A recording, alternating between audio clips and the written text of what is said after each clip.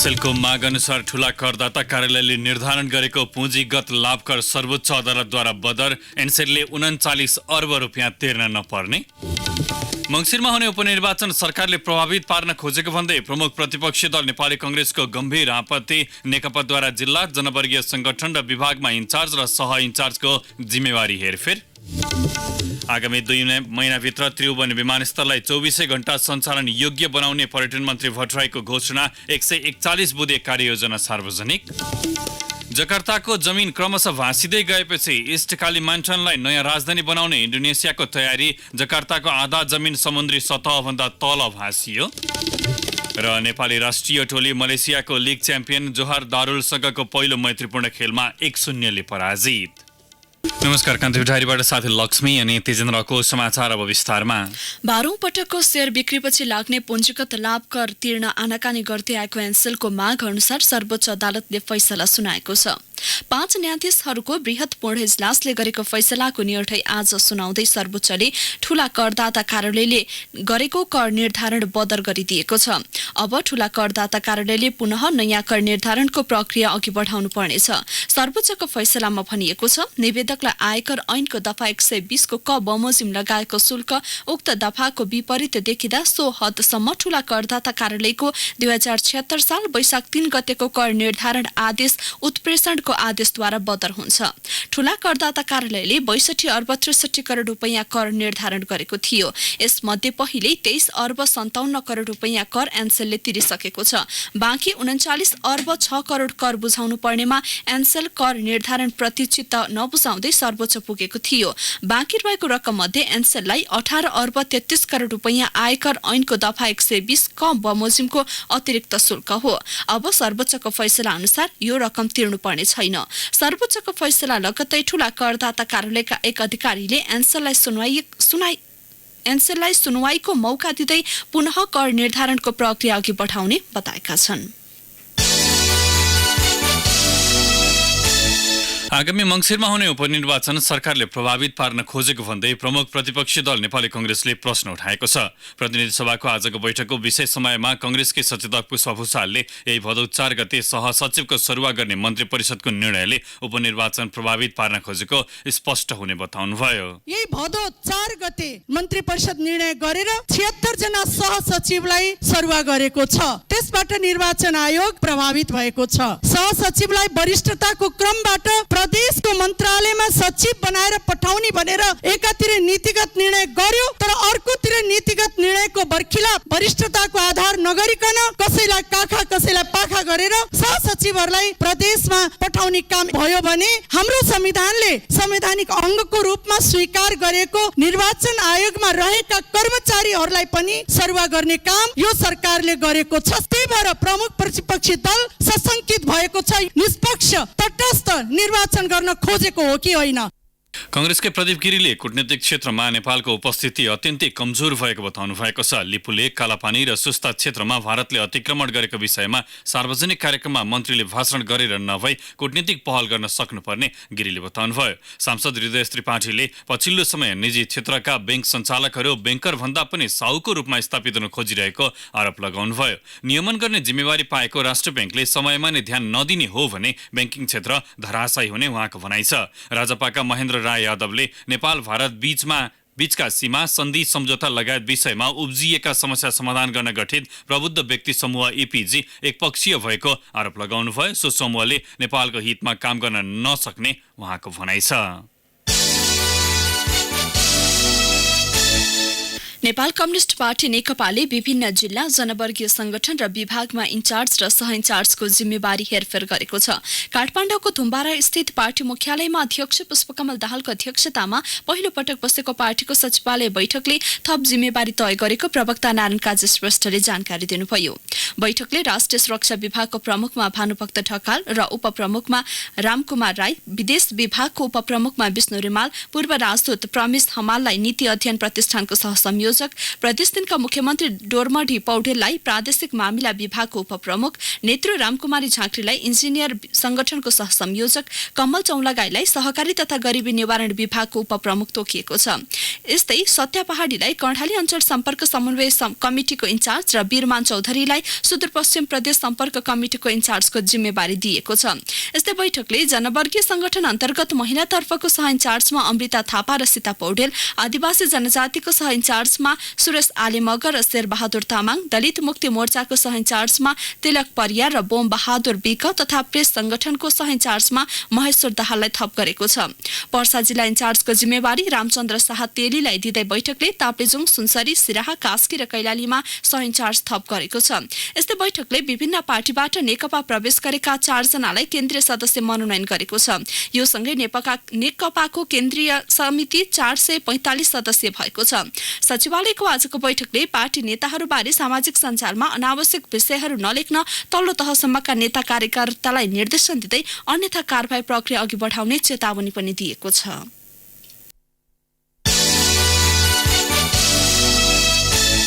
संस्कृति, पर्यटन तथा नागरिक उड्डयन मन्त्री योगेश भट्टराईले आगामी 2 महिनाभित्र त्रिभुवन अन्तर्राष्ट्रिय विमानस्थल 24 घण्टा सञ्चालन योग्य बनाउने घोषणा गर्नुभएको छ।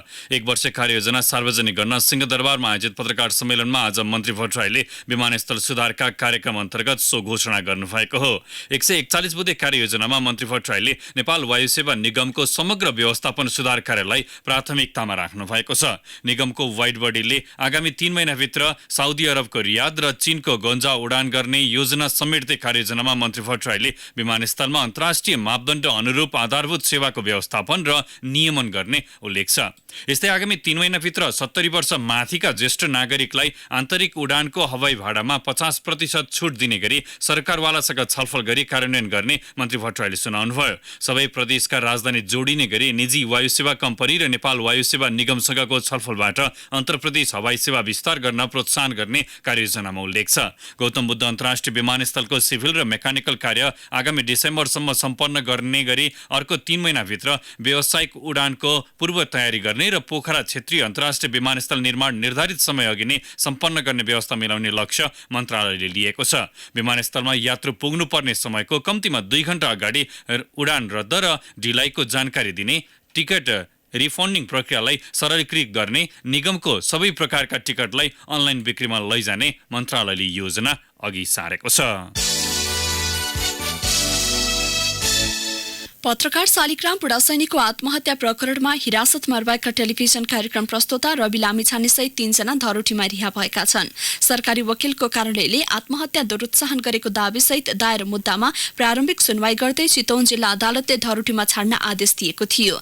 जिल्ला अदालतका न्यायाधीश हेमन्त रावलको इजलासले लामिछानेलाई 5 तथा पत्रकार युवराज कण्डेललाई 3 लाख धरोटीमा रिहा गर्न आदेश दिएको श्वेतदार रुद्रमणि गिरीले जानकारी दिनुभयो। रुको भनिने अस्मिता कार्कीलाई पनि अदालतले साधारण तारिखमा रिहा गर्न आदेश दिएको छ। धरोटी रकम बुझाएर उनीहरू साँझ रिहा भएका छन्। लामिछाने र कण्डेललाई अदालतले मुद्दाका विषयमा सार्वजनिक टीका टिप्पणी गर्न बन्देज लगाएको छ। अदालतले लामिछाने र सहयोगीलाई आफ्नो टिभी कार्यक्रम र सामाजिक सञ्जालमा समेत बुढासैनी आत्महत्या सम्बन्धमा कुनै पनि प्रतिक्रिया नदिन आदेश दिएको हो। उनीहरूलाई प्रहरीले गत साउन 30 गते काठमाडौँबाट पक्राउ गरेको हो। बुढासैनीले आत्महत्या गर्नुअघि रेकर्ड गरेको भिडियोमा लामिछाने, कण्डेल र कार्कीले आफूलाई आत्महत्या गर्न दुरुत्साहन गरेको बताएका थिए। सोही आधारमा प्रहरीले उनीहरूलाई पक्राउ गरेको हो। कान्तिपुर डायरीमा अब ब्रेकको पालो। अब बाँकी प्रसङ्ग। वैदेशिक रोजगार व्यवसायी म्यानपावर कम्पनीले सरकारले निर्धारण गरे मध्ये तत्कालका लागि सबैभन्दा कम धरौटी 2 करोड रुपियाँ राख्न थालेका छन्। सोमबारसम्म 109वटा म्यानपावरले 50 लाख रुपियाँ नगद र 1 करोड 50 लाख रुपियाँ ब्याङ्क ग्यारेन्टी राखिसकेका छन्। 76वटा म्यानपावरले 1 करोड 50 लाख रुपियाँ ब्याङ्क ग्यारेन्टी राखेका छन्। सरकारले म्यानपावरको सङ्ख्यालाई नियन्त्रण गर्न र पीडित कामदारले पाउने क्षतिपूर्तिलाई ग्यारेन्टी राख्नका लागि ब्याङ्क धरौटी बढाएको थियो, जसमा भदौ 16 गतेभित्र नयाँ धरौटी रकम जम्मा गर्न समय तोकिएको छ। विभागका महानिर्देशक भीष्म कुमार भूषालले कान्तिपुरलाई भन्नुभयो, सरकारले कामदार पठाउने सङ्ख्याका आधारमा फरक फरक धरौटी धरौटी रकम निर्धारण गरेको छ। अहिलेको अवस्था हेर्दा मेन पावरको रोजाइमा निर्धारित मध्ये कम धरौटी रोजाइमा परेको छ। श्रम रोजगार तथा सामाजिक सुरक्षा मन्त्रालयले कामदार पठाउने संख्याका आधारमा 3 तहको धरौटी रकम निर्धारण गरेको थियो, जसमा वर्षमा 3000 कामदार पठाउने मेन पावरले 50 लाख नगद र 1 करोड 50 लाख रुपियाँ बैंक ग्यारेन्टी, वार्षिक 5000 सम्म कामदार पठाउने मेन पावरले 1 करोड नगद र 2 करोड बैंक धरौटी र वार्षिक 5000 भन्दा बढी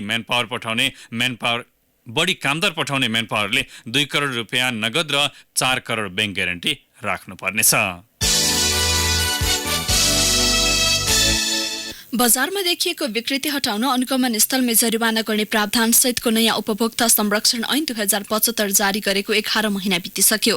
बजारलाई व्यवस्थित बनाउन भन्दै सरकारले गत वर्षको असोज 2 गते नयाँ ऐन कार्यान्वयनमा ल्याएको थियो, तर नियमावली नहुँदा बजार अनुगमन निष्प्रभावी हुने गरेको छ। एक सामग्री बजार व्यवस्थापन नहुँदा बिचौलियाको बिगबिगी बढ्दो छ अनि उपभोक्ताको धाड सेकिँदो छ। कालो बजारी तथा मनपरीले एउटै घरमा राखिएका पसलमा पनि एउटै सामानको मूल्य फरक पाइन्छ, तर तालुकदार मन्त्रालय र उमातहतका निकायहरू पनि नियमावलीको अभावलाई कारण देखाउँदै तैचुप मैचुपको अवस्थामा छन्। बजारलाई ठगी खाने ठाउँ भन्दा पनि गरी खाने ठाउँ बनाउने जिम्मा पाएको वाणिज्य आपूर्ति तथा उपभोक्ता संरक्षण विभाग त अधिकार नै नभएको भन्दै पन्छिँदैछन्। महानिर्देशक योगेन्द्र गौचन विभाग चाहिँ दुईटा मर्ज भएपछि र विभिन्न तहमा सरकारहरूले सँगै इकाइले सानो पारियो र सानो पारिएको हिसाबले चाहिँ विभागमा जम्मा एउटा शाखाको रूपमा चाहिँ परिणत गरियो र यो उपभोक्ता आपूर्ति हेर्ने चाहिँ एउटा शाखामा जम्मा चाहिँ हामी 5 जना चाहिँ अधिकार प्राप्त चाहिँ तरिकाले अन्धस्फोट जरिमाना गर्ने किसिमले चाहिँ बजारमा जाँदाखेरि चाहिँ एउटाले चाहिँ मात्रै कैफियत भेटिँदा साथ त्यसले चाहिँ धेरै चाहिँ घण्टौँ समय खाइदिने र त्यसलाई चाहिँ कारबाहीको रूपमा चाहिँ जरिमाना गरेर आइसकेपछि हप्ता दिनसम्म पनि लाग्नुपर्ने अवस्थाले गर्दाखेरि चाहिँ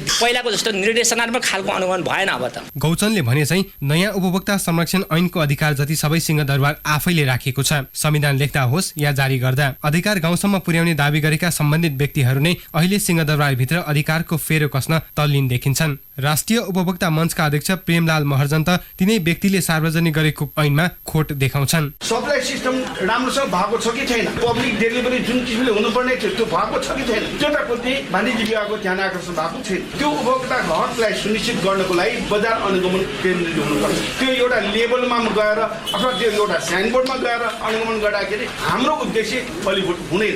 साधन छैन, कुनै पनि गुणस्तर चेक गर्नु पर्यो, अर्को एउटा संस्थामा लैजानु पर्ने, त्यसको लागि तपाईँले बजेट खोज्दै हिँड्नुपर्ने, यो भनेको अत्यन्त नाजुक अवस्थाको छ, अत्यन्त लज्जास्पदको कुरा छ। 3 तहको सरकारबीच सहकार्य बिना अब कुनै पनि काम फत्ते हुन नसक्ने बारे केन्द्र सरकार होस् वा उमातहतका निकायहरू राम्रै जानकार छन्, तर पनि सहकार्यको पहल नहुनु वा गर्न नचाहनुले टेबुल मुनिको चलखेल प्रस्ट्याउँदैछ।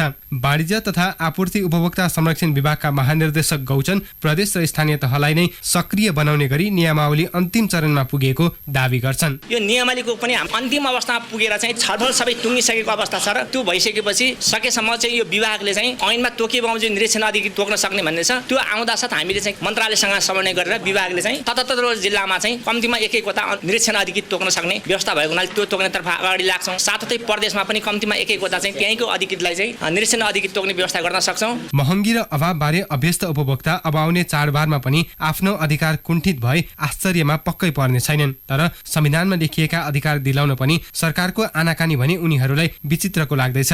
ऐन जारी भएको 11 महिना बितिसक्दा समेत नियमावली नबन्नुले सरकारको प्राथमिकता कता छ भनेर प्रश्न पक्कै तिर्स्याएको छ। रेडियो कान्तिपुरका लागि सूरज राज थला।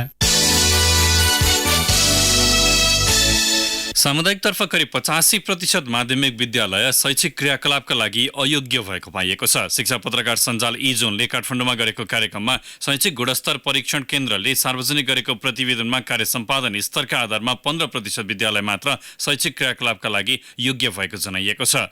केन्द्रले मुलुकभरका माध्यमिक तहका सबै सामुदायिक विद्यालयको प्रतिनिधित्व हुने गरी 24 जिल्लाका करिब 2000 विद्यालयको कार्य सम्पादन मूल्याङ्कनका आधारमा सो तथ्य सार्वजनिक गरेको हो। केन्द्रका महानिर्देशक टेकनारायण पाण्डेले सामुदायिक विद्यालयको पठन पाठन निराशाजनक रहेको बताउनुभयो। केन्द्रले लगानीलाई 25, प्रक्रियालाई 30, उपलब्धिलाई 40 र सेवा प्रदान गरिएका विद्यार्थीको संख्यालाई 5% भार दिएर कार्य सम्पादन गणना गरेको थियो। समग्र 100 अङ्कमा कञ्चनपुरको एउटा मात्र विद्यालयले सबैभन्दा बढी 90.74 अङ्क पाएको छ। विद्यालयले सबैभन्दा कम 30.67 अङ्क पनि ल्याएका छन्। प्राप्ताङ्कका आधारमा 1979 विद्यालय मध्ये 17 वटा कमजोर, 1644 वटा सामान्य, 305 वटा मध्यम र 1 वटा मात्र उत्तम विद्यालयको सूचीमा सूचीकृत भएका छन्। कैलालीको टिकापुर घटनापछि स्थगित थरुहट आन्दोलनले पुनः निरन्तरता पाउने भएको छ। टिकापुरमा सम्पन्न थरुहट थारूवान सम्मेलनले थरुहट प्रदेशको माग पूरा गराउन आन्दोलनलाई निरन्तरता दिने निर्णय गरेको हो। सम्मेलनले 15 बुँदे घोषणापत्र पनि जारी गरेको छ। सम्मेलनले थारू नेता लक्ष्मण थारूको संयोजकत्वमा 101 सदस्यीय थरुहट थारूवान राष्ट्रिय मोर्चा गठन गरेको छ। अब केही समाचार संक्षेपमा। कान्तिपुर दैनिकको प्रधान सम्पादकमा सुधीर शर्मा नियुक्त हुनुभएको छ। कान्तिपुर मिडिया ग्रुपका अध्यक्ष तथा प्रबन्ध निर्देशक कैलाश सिरोयाले पब्लिकेसन्सको केन्द्रीय कार्यालयमा आज शर्मालाई प्रधान सम्पादकमा नियुक्त गरेको घोषणा गर्नुभयो। मुलुकमै पहिलो पटक भिडियो कन्फरेन्स मार्फत मन्त्री परिषद बैठक बसेको छ। स्वास्थ्य उपचारका लागि प्रधानमन्त्री केपी शर्मा ओली सिंगापुरमा भएका कारण टेलिकन्फरेन्स मार्फत बैठक बसेको हो। गत आर्थिक वर्ष बेरोजी फर्सियोटमा उल्लेखनीय उपलब्धि हासिल भएको नेपाली सेनाले दावी गरेको छ। कुल 9 अर्ब 33 करोड 44 लाख 5 हजार रुपियाँ मध्ये गत आर्थिक वर्ष 6 अर्ब 28 करोड 76 लाख 68 हजार रुपियाँ बेरोजु फर्सियोट भएको सहायक रथी एवं प्रवक्ता विज्ञानदीप पाण्डेले बताउनुभयो। प्रदेश भवन निर्माण सम्बन्धमा व्यवस्था गर्न बनेको विधेयक प्रदेश 1 को प्रदेश सभाबाट पारित भएको छ। प्राकृतिक स्रोत तथा पूर्वाधार विकास समितिले दफावार छलफल गरी प्रदेश सभाको हिजोको बैठकमा प्रतिवेदन सहित सो विधेयक पेश गरेको थियो। र नीति र विधि पुर्याएर काम नगर्दा रूपन्देहीका स्थानीय तहमा बेरोजु फर्सियोट हुन सकेको छैन। बुटवल उपमहानगरपालिका बाहेक अन्य स्थानीय तहमा आर्थिक वर्ष 2074-75 को मात्रै 49 करोड 49 लाख रुपियाँ बेरोजु छ। कान्तिपुर डायरीमा अब सर्लाही डायरीको पालो। सर्लाही डायरीमा ओम प्रकाश ठाकुरको नमस्कार। वर्षौंदेखि किसानले उखु बिक्री गर्ने तर उद्योगले भुक्तानी नदिने समस्याका कारण जिल्लाका दक्षिणी क्षेत्रका किसान खेतीबाट पलायन हुने अवस्थामा पुगेका छन्। 2 वर्षदेखि धनकौल स्थित अन्नपूर्ण चिनी उद्योग र गत वर्षको बगदह स्थित महालक्ष्मी चिनी उद्योगमा बिक्री गरेको उखुको भुक्तानी किसानले पाउन सकेका छैनन्। अन्नपूर्णले 2 वर्षको भुक्तानी बाँकी राखेपछि किसानहरूले बगदहमा नयाँ स्थापना भएको महालक्ष्मी चिनी उद्योगमा उखु बिक्री गर्न थालेका थिए, तर महालक्ष्मीले पनि भुक्तानी बाँकी नै राखेको छ। पूर्व पश्चिम राजमार्गमा गाई गोरु बोकेको ट्रकसँग अवैध रूपमा जबरजस्ती कर असुली भइरहँदा पनि सम्बन्धित निकाय मौन छ। वार्षिक 10 लाखको हाराहारीमा मात्र डाँच उठ्ने लालबन्दीको गोरु बजार करोडभन्दा बढीमा ठेक्का लागेको छ। नवलपुर बजारको मात्र ठेक्का भएकाले त्यहाँ किनबेच भएको गोरुमा कर लिन पाउने भए पनि ठेकेदार कम्पनीले गोरु लोड गरेर पश्चिमबाट पूर्व हिँडेका सबै ट्रकलाई नियन्त्रणमा लिई दादागिरी शैलीमा गैरकानुनी ढङ्गले कर असुल्न थालेको व्यापारीहरूले बताउँदै आएका छन्। सदरमुकाम मलङ्बा स्थित जिल्ला अस्पताल लगायत निजी क्लिनिकहरूमा भाइरल ज्वरोको बिरामीको भिड बढेको छ। शारीरिक रूपमा कमजोर बालबालिका, वृद्धवृद्धा भाइरल ज्वरो, टाइफाइड र झाडा पखाला जस्ता रोगबाट प्रभावित भएका छन्। मौसमको परिवर्तनले अस्पतालमा बिरामीको संख्या बढ्न थालेको जिल्ला अस्पतालले जनाएको छ। बागमती सिंचाई योजनाले हरिपुर नगरपालिका 5 लक्ष्मीपुर स्थित शाखा नहरमा बनाएको साइफन जीर्ण भएर भत्केको 7 वर्षभन्दा बढी भइसक्दा पनि मर्मतमा ध्यान नदिँदा किसान समस्या भोग्दै आएका छन्। सिंचाई सुविधा पाएका बेला यहाँका किसानले वर्षेनी 3 बाली लगाएर मनग्गे आम्दानी गर्थे, तर अहिले उनीहरू आकाशे पानीको भर परिरहेका छन्। हस्त सर्लाही डायरी आजलाई यति नै। ओम प्रकाश ठाकुरलाई बिदा दिनुहोस्। नमस्कार। अब आर्थिक प्रसङ्ग। बजारमा सुनको मूल्यले फेरि नयाँ कीर्तिमान बनाएको छ। सुनको भाव आज एकै दिन 1000 रुपियाँले बढेर प्रति तोला 73,500 रुपियाँ पुगेको छ। हिजो मात्र सुन प्रति तोला 1200 रुपियाँले बढेको थियो। आज पुनः मूल्य बढेर 73,000 रुपियाँमा कारोबार भएको सुनचाँदी व्यवसाय महासङ्घले जनाएको छ। अन्तर्राष्ट्रिय बजारमा सुनको मूल्य एकै दिन $32 वृद्धि हुँदा त्यसको असर नेपाली बजारमा पनि परेको हो। चाँदीको मूल्य पनि प्रति तोला 10 रुपियाँ वृद्धि भएको छ। हिजो प्रति तोला 850 रुपियाँमा कारोबार भएको चाँदी आज 860 रुपियाँमा कारोबार भयो। शेयर कारोबार हुने साताको दोस्रो दिन पनि धितोपत्र बजारमा गिरावट आएको छ। बजार परिसूचक नेप्से आज 6.49 अङ्कले घटेर 1203.13 अङ्कमा पुगेको छ। नेप्सेमा गिरावट आए पनि कारोबार रकममा पनि हिजोको तुलनामा 3 करोड रुपैयाँले वृद्धि भएको छ। अघिल्लो दिन 35 करोड रुपैयाँ बढेको कारोबार भएको नेप्सेमा आज 38 करोड 59 लाख रुपियाँ बराबरको कारोबार भएको छ। कारोबार भएका सबै कम्पनी समूहको उपसूचकमा गिरावट आउँदा समग्र बजार प्रभावित बन्यो। सबैभन्दा बढी जीवन बीमा कम्पनी समूहको उपसूचक 68.3, निर्जीवन बीमा समूहको 28.3 छ र उत्पादनमूलक कम्पनी समूहको उपसूचक 22.52 अङ्कले घटेको छ। नेप्सेमा आज कुल 172 कम्पनीका 6540 कारोबारबाट 16,03,326 किता शेयर किनबेच भएको नेपाल स्टक एक्सचेन्जले जनाएको छ।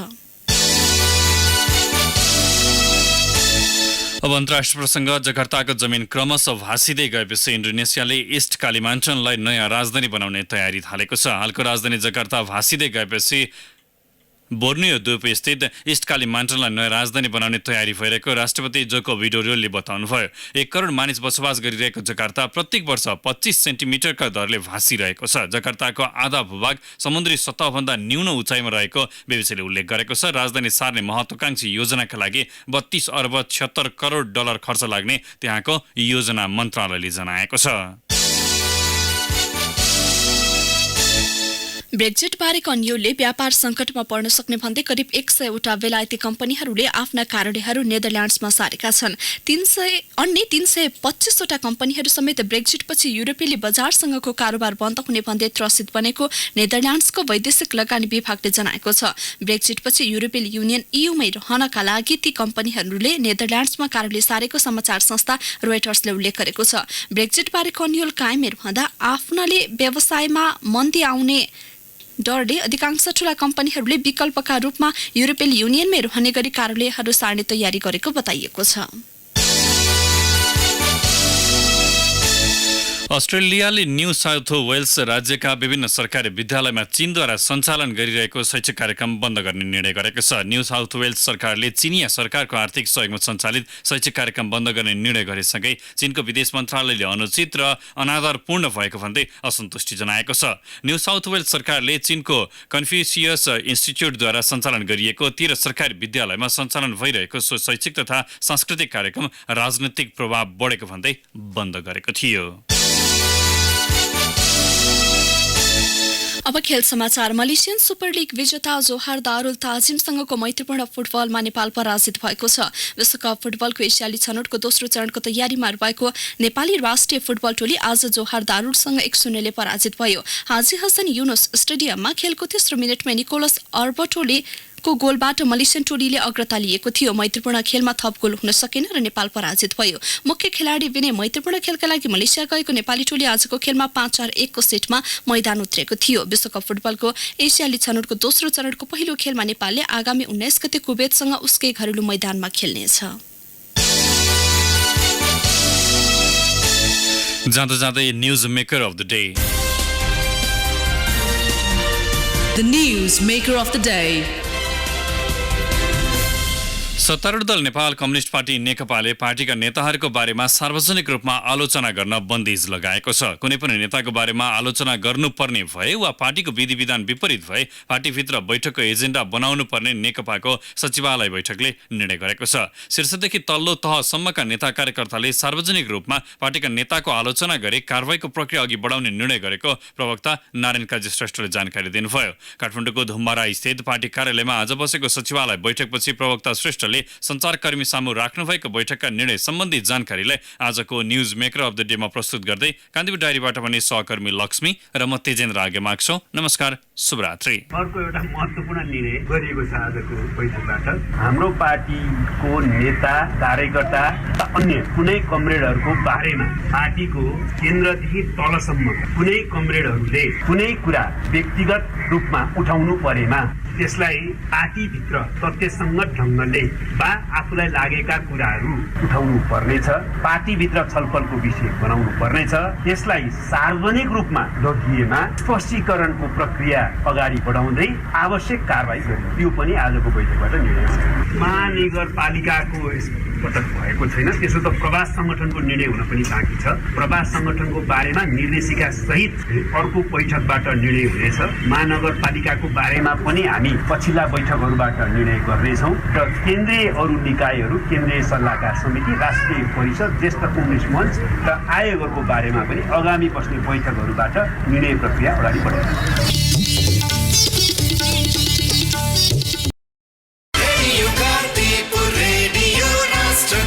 सूचना र मनोरञ्जनको संवाहक रेडियो राष्ट्रको रेडियो कान्तिपुर।